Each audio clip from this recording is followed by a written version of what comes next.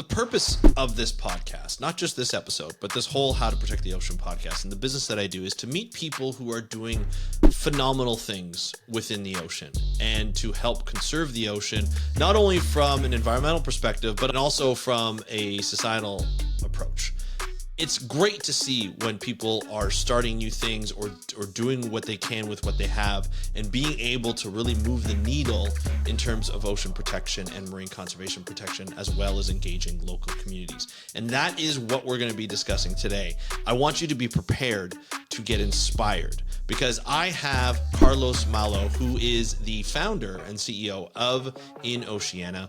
It is a phenomenal organization that goes around the world, works with local communities to say, hey, what do you need help with? And we're going to help you do that. He's an engineer turned marine conservationist, always sticking to his engineering blood and being able to use engineering practices and logic to build phenomenal things, just from conservation center in the Canary Islands or building out a eco hub essentially for tourism as well as conservation projects and coral research projects in Costa Rica, and even working with people in Fiji to train them on how to do marine conservation from a technology point of view and work with them from afar. It is phenomenal, and I was truly inspired after this interview. So that's what we're going to talk about on this episode of the How to Protect the Ocean podcast. Let's start the show. Hey everybody, welcome back to another exciting episode of the How to Protect the Ocean podcast. I'm your host, Andrew Lewin, and this is the podcast where you find out what's happening with the ocean, how you can speak up for the ocean, and what you can do to live for a better ocean by taking action. And today we're going to be talking a lot about action, but also community engagement. We're going to be talking about innovation and using technology to take on some of the biggest challenges in marine conservation. We're going to be talking to Carlos Mallo, who is the founder and CEO of Innoceana. It is an innovative oceanic organization that really hits home of, hey, do you want to do something about the ocean? Then just go ahead and do it. Not through easy processes. Carlos describes how hard it was to quit an engineering job and going into doing something where he was inspired through a conservation project they did in Thailand and start his own organization to do what he is doing now. And when you hear what he's been doing, it's absolutely phenomenal. You know, I try to inspire people through these interviews. And when you get someone on that can inspire just like Carlos can, you run with it and you let them do the talking. So I am not going to talk any further. Here is the interview with Carlos Mallo, engineer and the founder and CEO of Innoceana. Enjoy the interview and I will talk to you after. Hey Carlos, welcome to the How to Protect the Ocean podcast. Are you ready to talk about marine conservation? Totally ready, man. I'm excited. Thank you. I'm very excited as well. I'm so happy that you can be here. First of all, Happy New Year. It is my first interview of the new year, so this is going to be a good way, a great way to kick off 2025. We're going to be talking about your organization, Innoceana, what it's all about, how it came to be. You were an engineer, and now you're full-time. I'm sure you're using your engineer practice and sort of workflows and everything like that, but now you're full-time marine conservationist. We're going to talk about how that happened. We're going to talk about the building of this organization and sort of where it's gone and how far off. You're in Costa Rica, you're from Spain, you're traveling all over the place. It sounds awesome. It sounds busy, and so we're going to find out all about that. But before we do that, Carlos, why don't you just let us know who you are and what you do?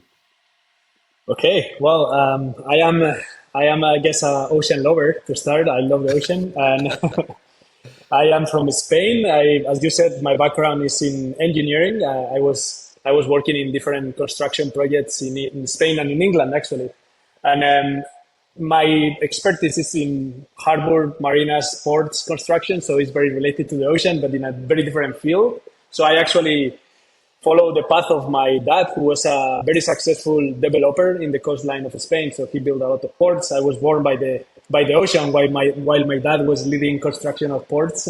So, I guess that's where the love for the ocean is coming. And and along my career, I decided to change my life and to start Innoceana. Well, and that's what I wanted to dive deep in. So obviously we know where your passion for the ocean, growing up along the ocean, along coastlines, very easy to fall in love with that. What in particular do you remember from your childhood where you were just like, this is a pretty cool place? Yeah, so I was born in the north of Spain where the ocean is pretty rough. There is big waves. But in the summer it gets like beautifully calm. And I remember when I was a kid, like just free diving every day and like spending a lot of time by the beach and with my friends. Yeah, I think that's where I really connected to the ocean. My grandfather was the first one who brought me to a cleanup back in the 90s when cleanups wasn't even a thing. But I was Right. living next, yeah, I was living next to this, the production of a lot of like fisheries, and like, there was some trash.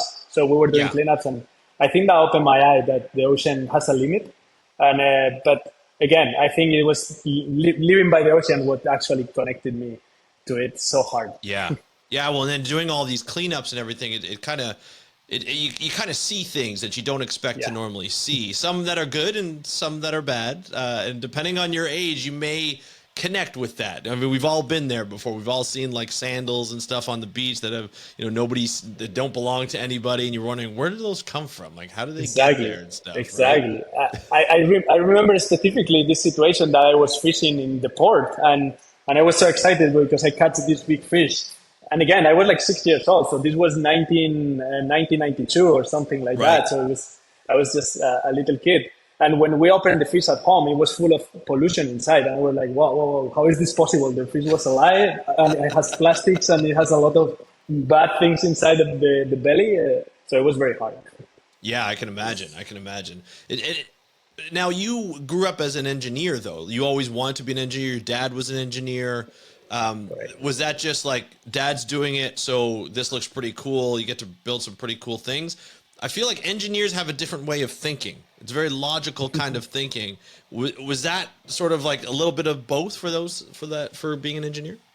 I would add that, yeah, I will also say that I wanted to be connected to the ocean in my career. So I wanted to work connected to the ocean. And in my country, in Spain, if you study marine biologist, you know you are not going to have a lot of opportunities to work in the field, and you Sure. will probably be a teacher or you will be doing other things. So it was also a way to find a path into the ocean career as Okay. another motivation. Okay. So like working more by the ocean, building Yeah. things. Did you ever have that thought process of like, I want to be an engineer, but I want to help the ocean, and not build things that would maybe not like, not that your dad wasn't, because ports are obviously very important, and there's different ways of doing it. But with that focus, the love of the ocean, did you ever have that conservation mindset as you grew up?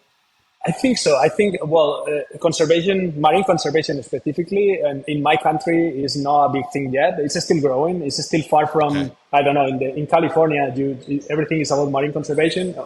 That doesn't mean that is good, but at least people are more aware. In Spain, Yes. people are just starting to connect to the concept of marine conservation. So even Interesting. 7 years ago, when I started in Oceana in Spain, people were like, but what are you doing? What is this about? Nobody really. But yeah, I think from my personal perspective, my like when I was working in construction and I understood the impact of construction on the environment, that's where I started like connect to, hey, there is something wrong here. We are not thinking about all of those animals that we are killing, right? And that was kind of the path that drive Gotcha. me straight to starting this. Well, that's interesting. So did you work as an engineer beforehand in the construction business? And Yeah. how long were you in that So industry? I was at the end of the university. I was kind of mixing, working as an engineer and also finishing the university. So I would say I was almost 10 years in the construction industry. So Yeah, it's I quite a long I have time. a yeah. It was some time. I have a very vertical career where I started as just an intern, but then I was a project manager, and like I was going up and I was having more responsibilities, and I was in the front line of understanding what we were doing, and that was a very eye opener for me. Yeah. And what's interesting too is because I mean it's really difficult to give up, or change a career when it's so promising. Like it's in your blood. You know the industry probably inside and out by now, just because of growing up with like watching your dad do his thing, and then you do your thing for 10 years. You started to get that piece where you're like, okay, I can do something else here. But what was it that kind of took you away from a job that probably would have kept you very well employed and pretty comfortable throughout, probably more than comfortable throughout the rest of your career. Yeah, I think there were a number of situations that it was like adding up. So first, I started working in the Canary Islands as an engineer, which was very close to the ocean. I remember building this highway by the coast, and I can see all the ocean, and I can see the whales from the construction site, and I'm like mind That's blown, like pretty wow. cool. Yeah. So I was so fortunate to be in that, and I was thinking like, wow, I want to be closer to the ocean. I want to do something Yeah. to support those animals. And then I think the biggest trigger for this was I took my holidays to go to Thailand. I just went for a whole month. I took a whole month of holidays, like disconnecting from everything. And I meet these people that were doing marine conservation. It was like a marine conservation center, a small one in a tiny island in the Gulf of Thailand. And then just being with those guys and seeing the energy, the passion, and seeing the projects and being underwater with them and like doing coral restoration and like, I don't know, like identifying whale sharks and things like that. It was Yeah. just like, I don't care about my stability in construction. I want to find a different path and to do what actually makes myself fulfill. And I think that Right. was the biggest trigger. Yeah. Well, it's really interesting too, because you say you went for a month. Now, not like, I know Europeans, you guys do it differently than here than we do in North America, where you guys love to enjoy your vacations and you love to explore different parts of the world, which I think is fantastic. I think we need to do that more over here. To go away for a month allows you to do this type of exploration. Like we went to Right. Italy for 2 weeks. We want to do all the tourist sites. I've never been to Europe. I've been to once, but not in Italy. And so I'm going around looking at all like, the Colosseum and everything. You don't have time to kind of just relax and just be like, oh, this is a kind of a cool thing. Let's look up some conservation projects. You're there for a month and you get to like explore. You get to, you don't just fall upon this conservation group. You probably looked them up and said, okay, you volunteered for them, right? Is that what you did? That's what I did. Yeah. That Yeah, was so you amazing. volunteer with it, which is great. And then it allows you, just to think, it pretty much changed your path to going from, I'm going to be an engineer and I'm going to work around the ocean because I want to be around the ocean. I get to see all these pretty cool things. Now you're like, okay, I want to help out. So that's a big, like I talk to a lot of people who are in the process or in that process of being inspired, but like, where do I go from here? Like I want to help. Like here, you're in the situation where you're like identifying whale sharks and doing coral restoration. Like that's a lot of things to do. Did you ever feel overwhelmed of like, where do I go from here? Like, how do I? Obviously, you're trying to help the ocean, right? Like that's what you want to do. Where was your thought process on that? And did you have trouble figuring out how to narrow it down? To me, I think in that specific moment was about understanding that in the conservation field there were a lot of biologists, there were a lot of environmentalists and people with Yes. a scientific background. But when it comes to engineering, there is not that many engineers that are like contributing into this world.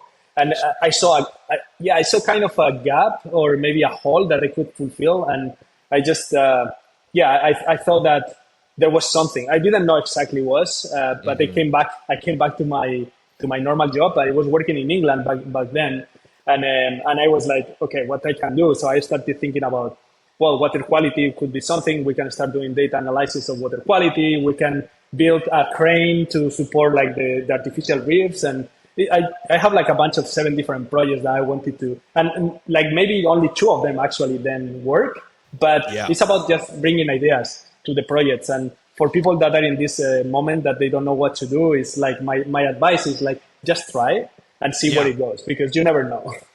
Well, and what I agree with you. What I love about what you were just saying there is you start to think like an engineer, right? You're like, okay, if we're doing coral restoration, things are heavy. It's not easy. You need a crane to do this. We can build this. We can use technology for water quality and maybe connect to like a phone cell tower and get the data Exactly. back and stuff like that. Like you're thinking like an engineer, which not a lot of people do. Like, if you talk to scientists, like especially academics, you'll see them like, oh, we got to engineer this together. We got to piece this together. We got to build something. And as a student, you learn that. You learn to be handy. You learn to really DIY yourself, do it all yourself Exactly. at that point, which is really cool. But I think that's what a big thing is. Not a lot of people think about that. I think and you kind of mentioned it. There are a lot of biologists, a lot of environmentalists, but I think that's the first thing people think about when they talk about marine conservation, when they think about the ocean.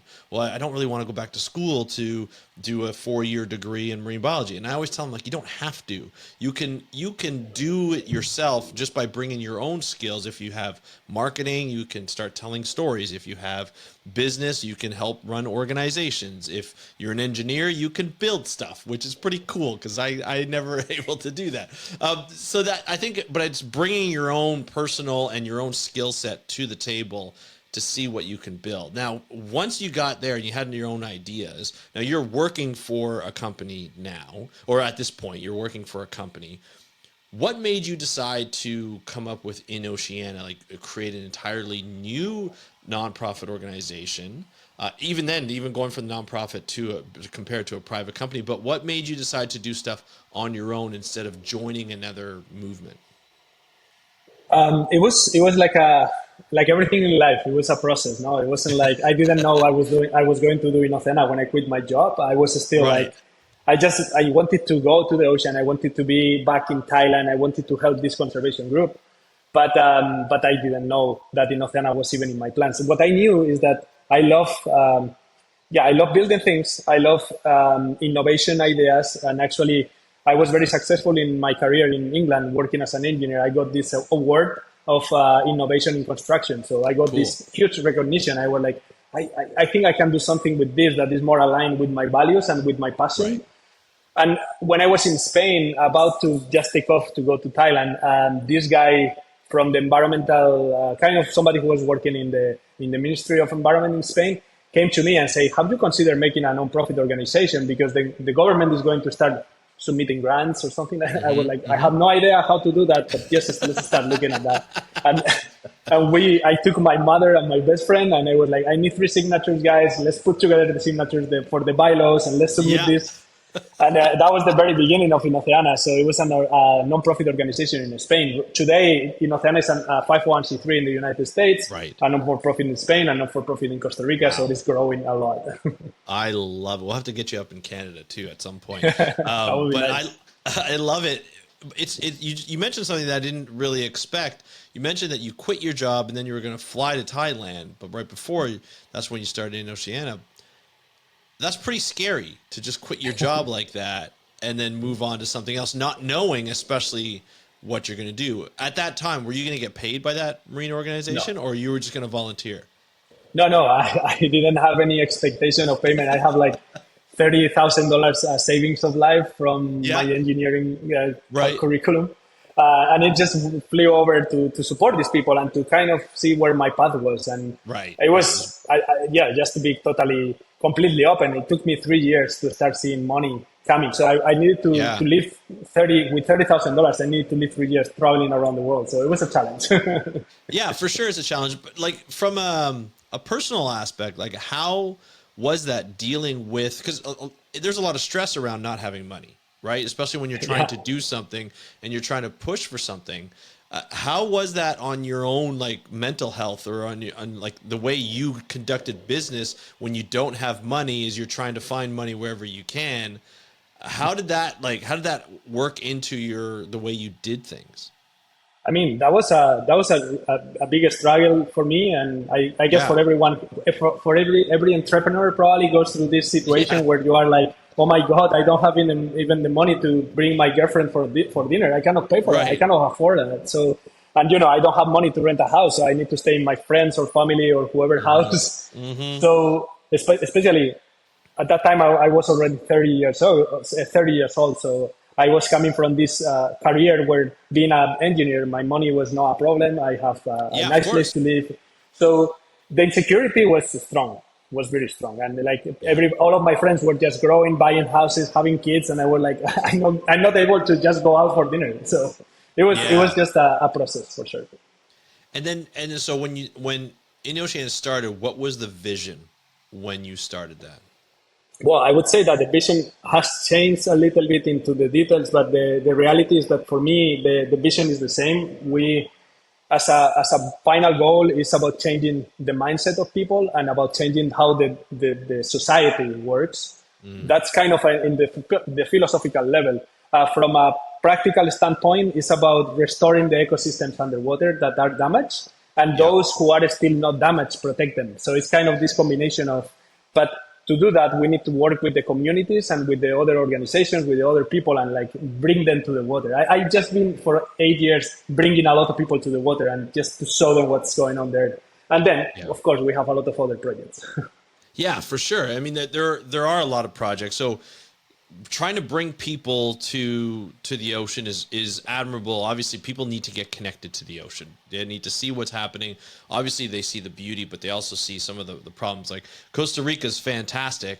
I've been there before. We were discussing before we pressed record, but I remember the first rainfall that we had, the amount of trash that came up on the beach just from all the water coming from inland as well as coming back from the ocean. It was insane. Like it was like night and day to see that. You know, obviously they did a great job cleaning it up, but you're just like, well, that's interesting to see how much stuff comes up on the beach on a like a night sort of storm. So you get to see some of the bad part about, you know, what's happening in the ocean as well, especially from inside the coast. So again, you know, I can ask the question, like when you start an organization like this, you got to focus on specific projects. You're an engineer, you can build a lot of things, and that's probably where you're thinking at this point. Where did you begin? What was your first project? The first project was in Thailand, but it wasn't actually the project that I wanted to launch. Like my idea as an engineer was artificial reefs. So I was like, Okay. let's build this artificial reef, concrete base that we can put Yep. there, and like we save the reef. And when I arrived to Thailand, I discovered there were so many people doing that, and most of those projects weren't even working, or they were like almost dumping stations that people were throwing to the ocean, any kind of trash you can imagine, and it was a disaster. Really? There was so many tunicates growing and like all the other falling organisms, but when it comes to corals, there was no recovery. So I switched my mindset, and I was like, okay, what these people need, and we focus on measuring the water. Because as an engineer, I'm good at building things, but what engineers do the best is assessing. It's assessing the environment, it's assessing what is around. Right. Because before you build a bridge, you need to know what kind of soil you have, what is the weather, what is the rainfall, all of the parameters. So we started putting a lot of water quality kits into the dive centers in Koh That was the island I was working in. And like people were starting measuring the water quality for us and getting data that supports those artificial reefs, basically. Now, this is interesting. You're getting people to take water quality samples. Who were you getting? Is it just local community members? And how were you engaging with them? So the island of Koh Tao is a very well-known diving destiny, and it's a tiny island, 8 kilometers long, full of tour operators. So we were starting with the tour operators there, and they were kind of joining we were giving lectures, we were giving materials, and they were taking samplings for us. And also they were using that as a tool to educate other people. So it was in my view, it was a very strong project, and we have some impact there. And did you supply all the instrumentation for them? Like all the gear and everything like that for them? Yeah, we supplied, the first round was all about actually me bringing from Spain a lot of water quality elements, like tools. And then eventually we were like in the second round, I couldn't afford that, and we didn't have like a funding opportunity, but the dive centers, they have money, so they were able to buy themselves the tools and continue doing it. So they see it as the operators see it as a plus because they are showing their people, like the tourists, what's happening, and people want to see healthy and like and I'll be honest, like I know I'm biased, but if I go to a tour operator that's doing like snorkeling and stuff, and they're like, yeah, we've been measuring this area for a while, and there's clarity, it's got clear. Sometimes there's some bad stuff, but we know when it's bad, we know when it's good, we know when it's to come, and we're trying to work to get it better. Then you feel as a tourist, like, oh, okay, we know this outfit's good because they want their water quality to be good, right? And that makes a big benefit. So it almost so much of a benefit that they're willing to buy their own gear to be able to measure this, right? And the good news, and there is not a lot of good news in the world today, but one of the good news is that I see more and more people like you or me that are very aware and they want to learn more. So there is an opportunity. The mindset is definitely changing, and that's amazing. Yeah, which is great to see, and like that mindset change. Like, I guess in Thailand too, you said there's a lot of people doing conservation work. You know, like you talked about the outfit that inspired you. There's a lot of people doing artificial reefs. When you approach them, the tour operators, how did they first sort of, were they warm to you? Were they saying, oh yeah, we'd love to work with you? Or were they a little skeptical about you coming in to being like, hey, this is what we want to do? In Thailand, I think they were very open, but in Costa Rica, at the beginning, it was very hard. Like Yeah. it depends on where. It changed a lot, and like now, like the organization has grown a lot, and now we are starting new challenges. We are starting projects in Africa, and like man, Wow. that's a next level problem. Like that, I don't even know how to approach that situation.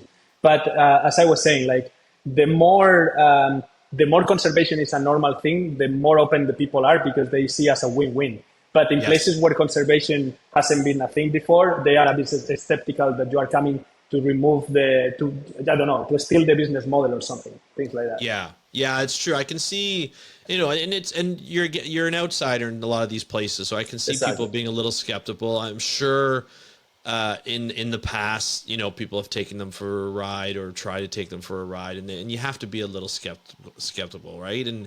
And I think it's important to, when you, like, actually, well, I'll ask you this, is like, when you do approach them, and like places in Africa, places in Costa Rica and Thailand, how do you approach where you can gain their trust? Like, how do you approach them? So in the past it was different because, as I was saying, we didn't have anything. I have a bunch of volunteers that were following me wherever I go, but that was it. And it was much easier because when you are small and when you have like a small operation or no operation, and you are living with the rangers in the national parks, and the Yeah, people meet you there, and you are like there with just your broken almost clothes because you are just in the middle of the nowhere and you don't care too much. yeah, People are super open to you, and they're like, okay, yeah, this guy is what a cute situation, whatever. Uh, Now that Innoceana has operation and we have a boat, we have boats, we have buildings, we have like operation, yeah. it's different because the approach is more professional, I would say. Yes, yeah, And sometimes the communities are a little bit more skeptical because they are like, oh no, these people are big and they just want to take advantage of us. So it's about building trust. It's about showing slowly but surely how much you can do for them. yeah. And yeah, but in the past, again, I didn't need to be careful because it was just me and two volunteers that were there with me, and that was easy. Well, it's easy because if you're starting a project, they're probably just like, well, I don't have to put in anything, I don't have to put that much money, and it's like a couple volunteers, and then they get to meet you personally. Now I can see it, like people seeing big, because they're probably meeting some of your staff and some of the other people, and you probably have materials and stuff, and they're like, oh, this seems really big. And I need to, do I need to worry about this? What's their ulterior motive, even though you don't have one? And I mean, there's a lot of questions that go on there. And I think it's really important. Always. It's important, I guess, that it's more of the communication aspect, right? It's when you do community engagements, like, we're here to help you. Is that the question you ask? Like, what can we help you with? It's, I think, coming from the engineering perspective, communication is always the number one challenge in any project, Right. But I think when it comes to marine conservation that has so many different stakeholders, you have the fisherman community, you have just the community in the village, you have the universities, the other organizations, like the corals are a community itself. So you need to, it's such a challenge to make everybody happy that's where I am every day now, trying to understand Right. how to make an impact that is empowering communities, not making communities more pissed. Basically, that's the challenge. Yeah. Yeah, exactly. Well, and I guess it must be fun for you, and when you go to a community and you say, where's, like, what kind of help? We're an organization that helps, the ocean. We're in for marine conservation. We want to help the ocean. We want to help you. Let's talk about your problems. They probably present your problems, and you're like, all right, your engineer brain's going off, and you're just like, Yeah. okay, this is how we help. Is that like, that must be a fun thing for you to help That, problem solve, that's right? that's my favorite thing to do. I have a very good example for this. 2 months ago, I went to Fiji because Right. I have an opportunity to start a project there through some collaborations, and I arrived to this community. I didn't know anyone, and I don't know if you ever been to Fiji, but in Fiji there is a lot of indigenous proud and Yes. respect. Yes. So the chiefs are in charge of giving permits to do anything. If you want to go fishing, you need to speak to Yeah. the chief. If you want to go diving, you need to speak to the chief. So the first thing I did is go to meet the chief and drink kava with him. Kava is like this kind of traditional drink. And Okay. speaking to the chief, he was like, okay, so what can we do here? I have no idea of your land, but you tell me, and you hear them, and you see the problems, and then you start building kind of connection with the community. And where we are standing now is that we are training 10 kids of that community in marine conservation. So we are making them divers, and then they are going to be trained in coral restoration and other things. And eventually that team is going to be leading the project in Fiji. Instead of bringing people from the outside, you just train the people in the place. And I think that's a very interesting approach of capacity building and community empowering. Yeah, for sure. And that technology transfer as well. Exactly. Probably makes it easy for your operations too. You can always check in on them, provide any kind of support that they need. But let's be honest, they're the the local communities are always the ones that have the biggest stake in protecting their area, right? And they know everything. It's like, I'm not going to teach you much. I can provide you with the tools and I can bring basic things, but you have the real knowledge of what is going here and how we can solve it. So, And I mean, it's so cool because you're able to talk to a lot of different communities. I mean, just from a few conversations, you're able to build some nice big projects. How do you pay for all this and pay for yourself? Like, how is this? Let's be honest, like funding in marine conservation is not easy to get, as you well know, right? How did you really start fundraising for these areas, and how has that evolved over time over the last 8 years? That has been the hardest part of this, because asking for money is not easy. It's just, and building business models out of things that are good for the environment or the ocean, the world, is the hardest thing. Like, it seems like this world is easy to make money when you do bad things, but when you want to do good things, it's just so hard, man. So at the beginning, as I told you, for 3 years, I was just putting my savings, and friends and family fundraising was the thing, like F&F. And then we started like kind of being successful with some specific grants, and we were applying for small grants. And then I have the idea of starting a nonprofit organization in the US. So in a way that we can have an umbrella funding, like an umbrella for all the organization, that we can fundraise money in the US, because, you know, the people can get some benefits in taxes if they donate to Innoceana. So that was kind of the process. It took time to start. It helped. And then, of course, it has been a lot of me visiting a lot of people and convincing them how important is what we are doing. And it's like literally many nights without sleeping, without knowing how I'm going to pay my team, because I have 25 salaries at the end of the month that I need to pay. And 25 salaries is money at the end of the year. So now actually this 2025, I can say that is the best situation I ever been in the organization funding wise. But we are still far from where I want to be. But like, if you asked me 6 months ago, I probably didn't sleep thinking about how the hell I'm going to find the money for the operation. Right. So it's just, And is it a mix of grants and then private donors as well? Is that how you do it? Is that the best way to do it? I think it's a mix between grants, private donors, and service fee from some business, like business inside the nonprofit organization. So we partner with some hotels and we do some projects for them. Like, for instance, in Costa Rica, we run a tour operator with a hotel that we provide with all of the community science knowledge, and we put some tour guides there. Like, we work with them. So it's just a mix of those three. Yeah, for sure. That's smart. I like that. Because if you think about it, you're in control of that, right? You run that, like your organization runs that operation, and it's a way to bring in money, not only to pay them to do it, bring in money, plus you're educating tourists on the local flora and fauna, right? The local areas, and then you can talk about the conservation projects that you're working with them. Plus, it makes the hotel look good because it's like a business that they work with you. That's really great. So, do you only do that in Costa Rica, or do you do that in other places as well? So our two main projects are happening in Costa Rica and in Spain. Those are the two locations where we have most of the people. In California, we do some awareness projects and some documentaries and like small things. And now we have a project starting in Fiji. That's the one I mentioned. And also we have a European funded project in Philippines. So in Philippines, we are also starting another interesting project. And those are like the main locations right now. But my dream is to escalate this organization to a next level, and we go all over the place. I will be traveling from country to country. Man, I would love to. That's phenomenal. I love that aspect because as you say, finding grants, finding donors is not always it's not always the main source of income, right? You need to have your own services. And I'll be honest, like as a podcaster, I see it too. You know, where we talk about podcasting, everybody's like, well, you get sponsorships, you get sponsors, and everybody wants to be a Joe Rogan or whatever, and you get major sponsors and but that's not the case for a lot of people. The sponsorships are really difficult. They're like our grants and donors, right? Then you can get like people on Patreon or people like to donate to support. But even then, it's really 3% of your audience. If you don't have a huge audience, you're not going to get a lot of people donating. And so it having your own services and having your own business where you can make money off of that and use it almost as a marketing tool. This one is you're just putting it back in as education and awareness and building.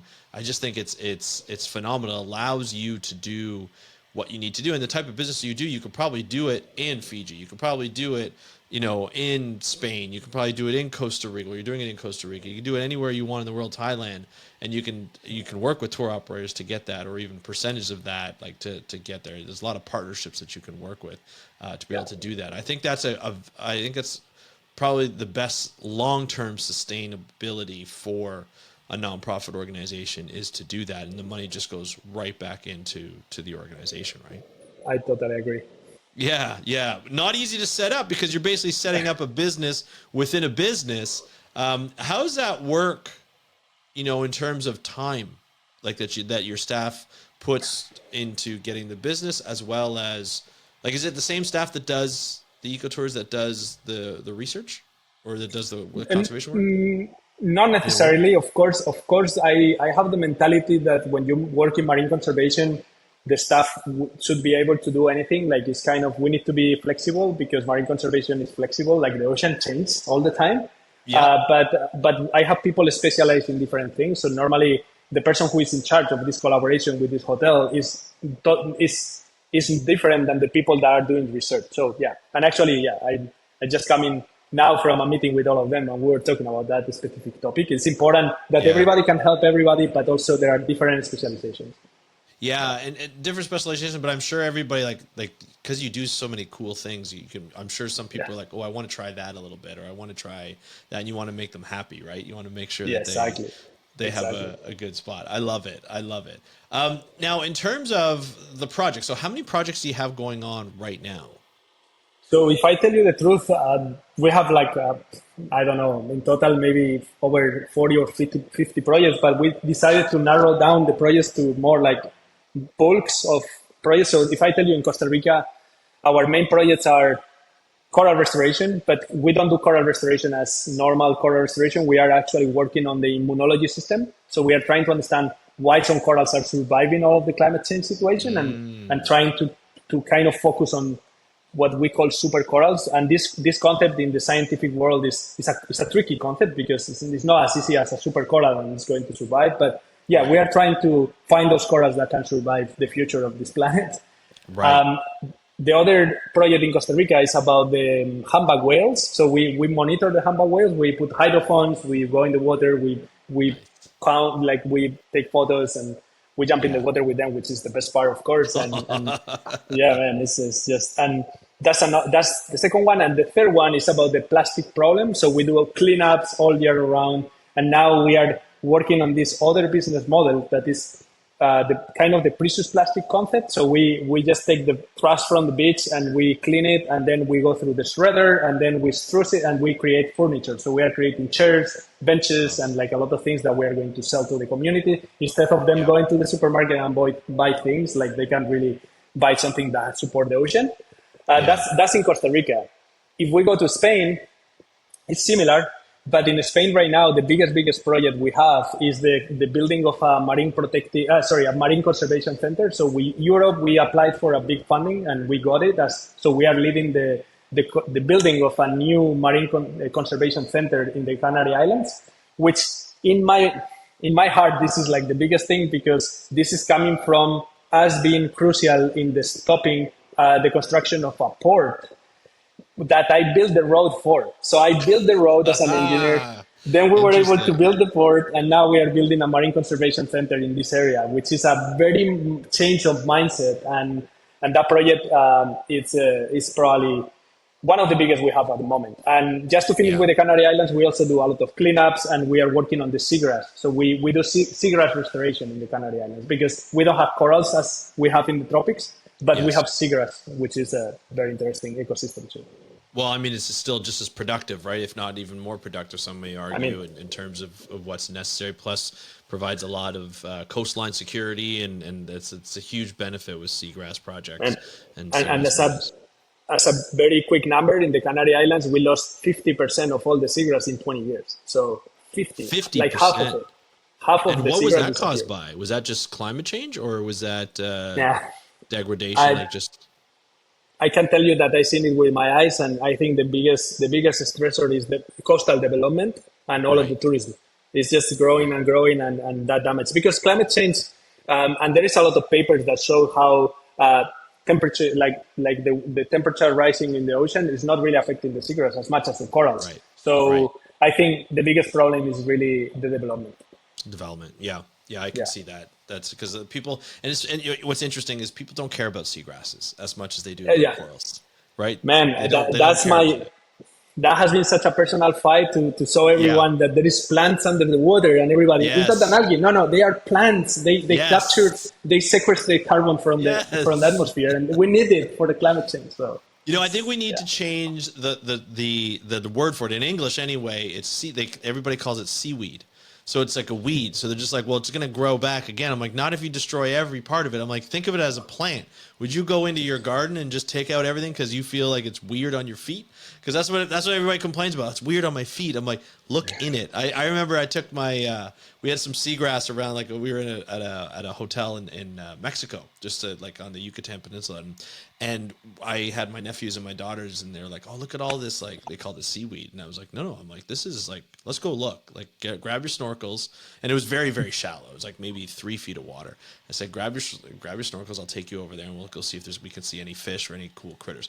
The amount of stuff that we saw, Carlos, it was phenomenal. The kids couldn't believe it. They wanted to go back each and every day. I'm like, just because it looks like a weed doesn't mean it's a weed.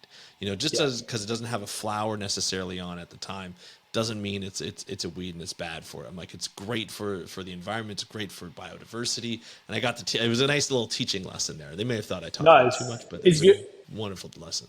It's such an incredible ecosystem, and in the Canary Islands, we have the opportunity that this is the food for the green sea turtles. So Yes. we bring the people, and they see, and many people is like, wow, we need to keep the seagrass for the turtles, and it's like, okay, Yeah. whatever you want, let's just keep it. Well, and that's what it is, right? It's like you're educating the tourists that come over to say, "Hey, look, you want to see more Yeah, green sea turtle or sea turtles? Let's protect this seagrass because that's what they come for." exactly, And they're not exactly. going to be here if there's no seagrass. And so if you want to come and I think there's a balance there, right? Where a lot of tourists, they want to go and they want to see the ocean, they want to see animals and things like that are pretty cool. But then what happens is that causes so much destruction from development that you don't get it. And eventually they'll just be like, oh, well, we're just not going to go back there because we used to see turtles, but now we can't see turtles. Or we used to see fish, now we don't see as many fish. Well, it's like you can't have it both ways. You got to balance it a little bit.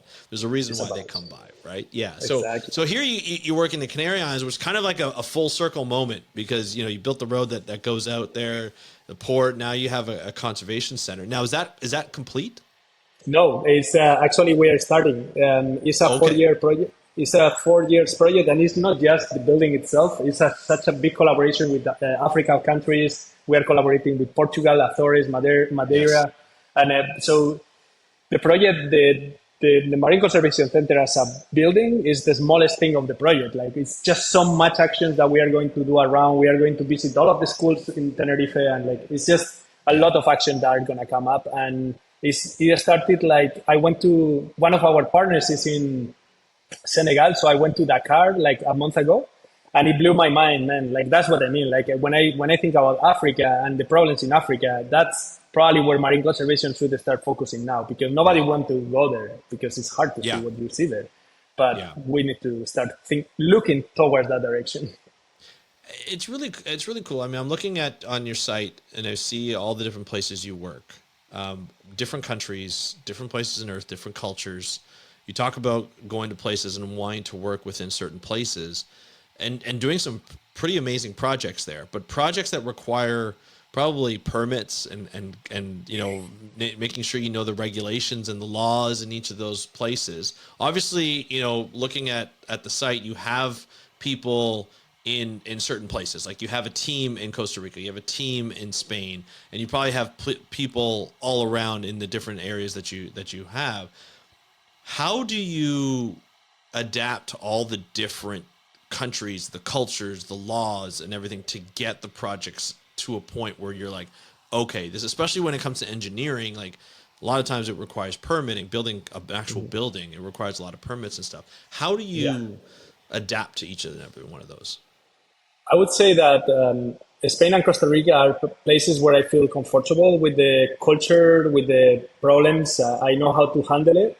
But for instance, now that we are starting a project in Fiji, for me, it was very obvious. Like, there is no way I have capacity with my organization to do anything here. So we partnered with the local people, and they are the ones who know how to do the thing. So we are just providing capacity building, and probably this will be more like the future of where Innoceana will go. Will be more focused on like finding the right communities that can really be supported to do what we want to do to support the ocean. And but I think, as you said, as an engineer, I have the capacity to really map the situations. And you mentioned about the permits. The permits are a pain in the ass, man. It's just They're pain of the pains. It's always, we are in Costa. I suffer the most with all of this, but also it's about building trust. And when people know you, it's much easier to get. So it's just a process.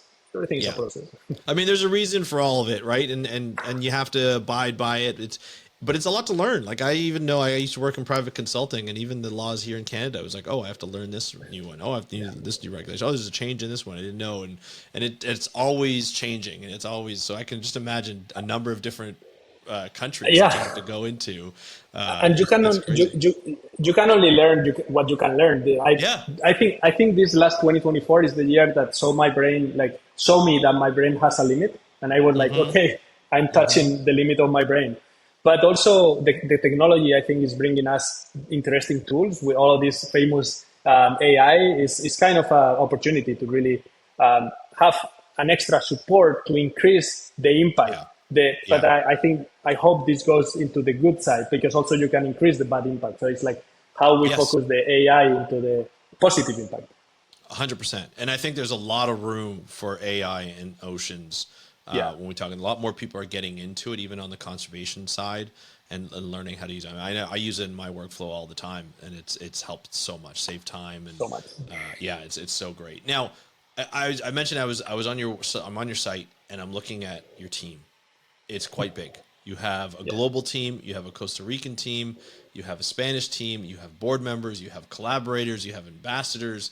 It's quite cool to see. How have you built such a team? First of all, how did you start growing the team? Like, what were you really focusing on? That'll be the first question. I'll ask some follow-ups after that. I'm glad you asked this, because I remember this moment that I was like going to Thailand, no experience in marine conservation. I was only 1 month on holidays, so I didn't know anything. Right. But I've been always good at making people excited. I've been always good at making teams. That's kind of my biggest, probably my biggest capacity. And I remember telling to my mom that my mom has been very important in all this process. She has been my biggest supporter and my best friend. And I remember telling her, I have the feeling that a lot of people are going to follow this. I don't know why, but I had the feeling. And man, that was literally what happened. Like, I remember living Thailand, and I have already like maybe 7 people that were coming to Costa Rica to help me. Like, it was just a movement. So I created this wave. And do you remember in the film Forrest Gump that he's running and then suddenly everyone is running? So I was feeling a little bit like Forrest Gump. That's awesome. That's awesome. And now, when you hire someone, what do you look for in that person? Obviously, there's a specific skill set for each position, but from a personality standpoint, what do you look for? Because it seems like, especially an organization like this, although you have a fairly large team, everybody does a little bit of everything at some point. What do you look for in that personality? For me, when this has been like a big process, we try different ways to do this. But what I learned is that the most important thing in this field, and I'm speaking about marine conservation organizations, Yes. and maybe this apply to startups because startups could be also a similar environment, Yeah, for is sure. flexibility. People who are flexible, people who are able to change the mind, and if there is a change in the plan, they will adapt and they will continue in the other way, like efficiently.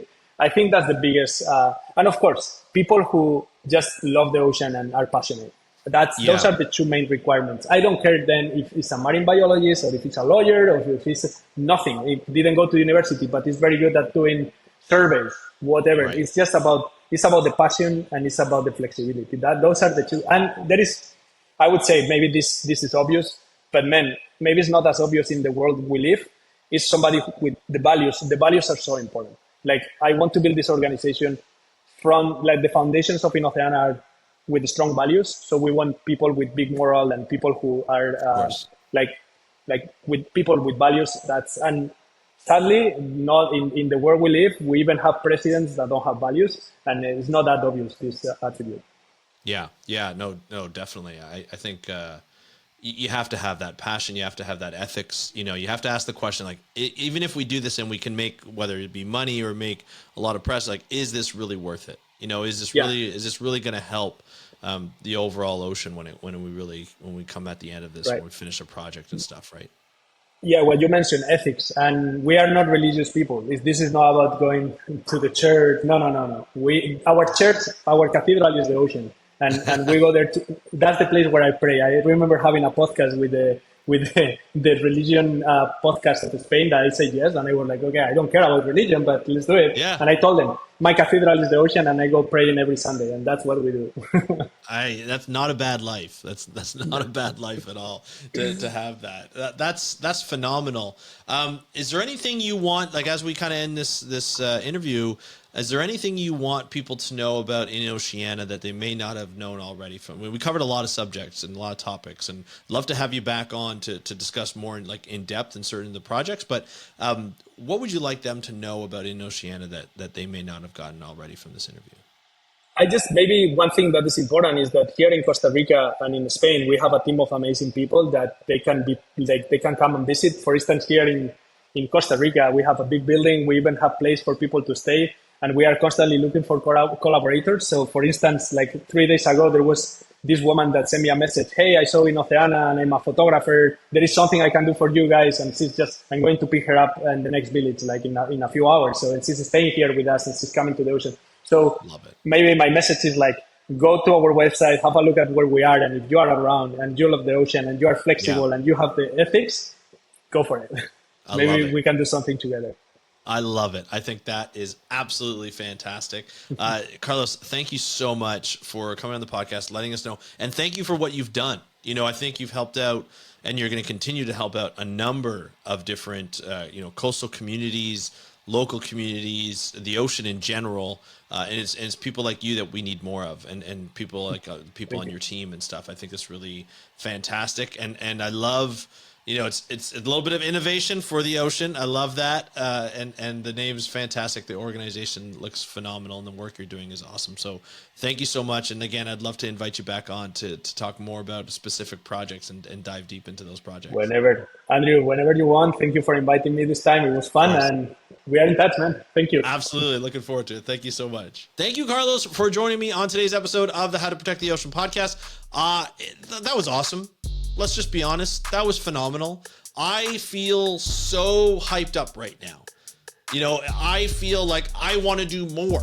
That's what happens when you start to talk to people who are so passionate about the ocean and builds teams that are passionate about the ocean. It becomes infectious in a good way, right? It just transfers from individual to individual. And this is what we need. We need people to be inspired to take action. And Carlos and Innoceana does that. And I'm super proud that I had him on the podcast. I'm very, very thankful for Roxanne, one of his colleagues, to reach out and suggest that Carlos comes on because it's not going to be the last time you hear from him or any of his staff. We're going to have him on, and we're going to talk more about specific projects that they're going in. We're going to dive deep into those projects. There are people who are doing unbelievable things in and around the ocean. And I feel like this is a podcast where you can find out where those people are and what they're doing. And I'm going to have more people on in 2025 to be able to discuss those types of things. And I think it's really important that you subscribe and you hit the like button and the notification button on YouTube and on Spotify and on Apple Podcasts, and you watch or listen, however you consume this show. You can do that. Super simple. The technology is there for you. All you have to do is just enjoy the episodes, continue to listen, and share with a friend. And if you want to get a hold of me and ask me questions, or you are working on a project that has to do with the ocean and conserving the ocean, and you're really excited about it, hit me up on Instagram. DM me at How to Protect the Ocean. That's at How to Protect the Ocean. And until next time, I want to thank Carlos for being on the podcast. I want to thank you for listening to this podcast or watching this podcast, wherever you're doing it from. All the links are in the description below or in the show notes.